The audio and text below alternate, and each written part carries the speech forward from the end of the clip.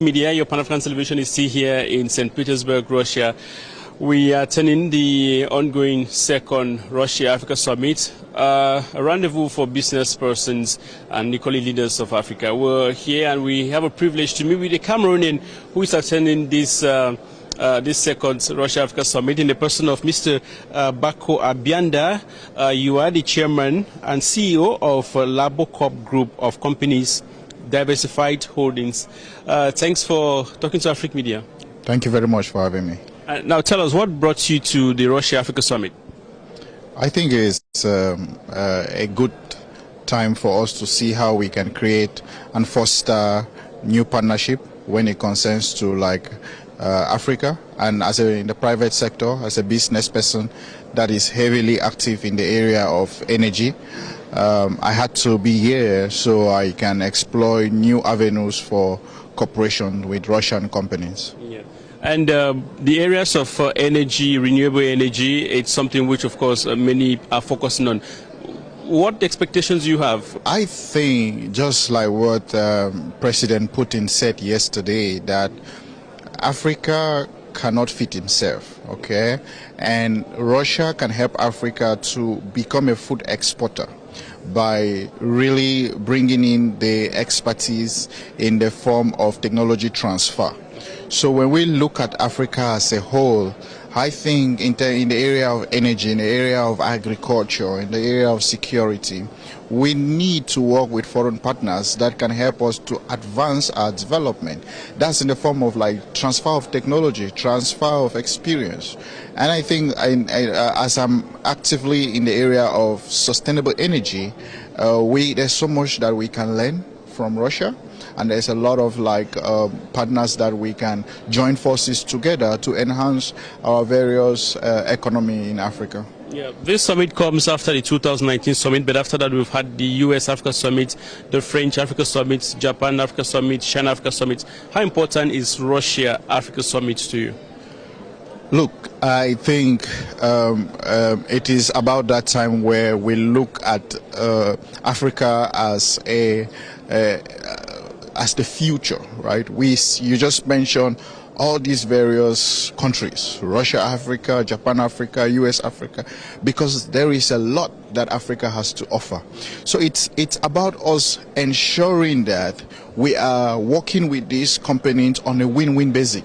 So in terms of how important it is for us as a company, Bako Group, we are looking to also diversify into key areas in around sustainable energy in Africa. Look, Africa is at a critical point in time where there is a lot of interest in Africa.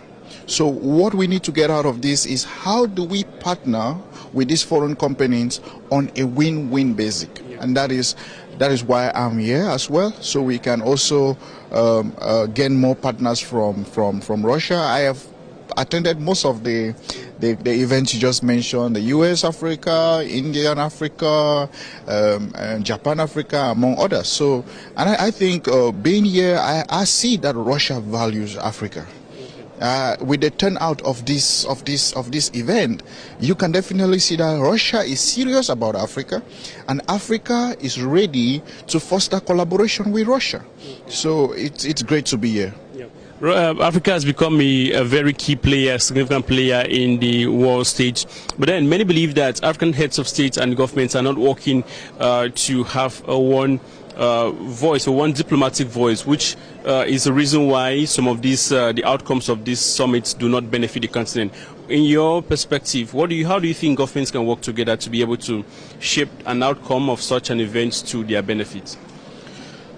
I think we have to focus on the key problems that needs to first be fixed in Africa, right? We need to solve African problem when it concerns to access to power, when it concerns to having a common payment currency, so we can trade with many African countries. But at the same time, look at this. There was a lot of pressure from US and EU for Africans not to partake in this event, right? But you have seen the turnout that Africa is taking upon itself to foster collaboration. So when it concerns to like the African government, I think we need to continue to explore and have strategic conversations among African countries first, so we can be on the same page of what we want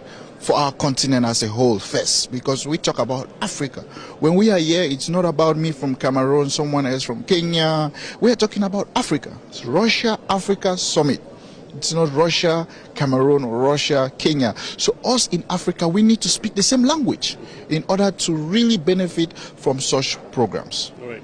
Companies like yours will definitely understand are facing some challenges. So what are the challenges you face as a company in Cameroon, and how do you think Russia will support you, and what expectations you have from this summit? I'm more interested first with the private sector also in Russia.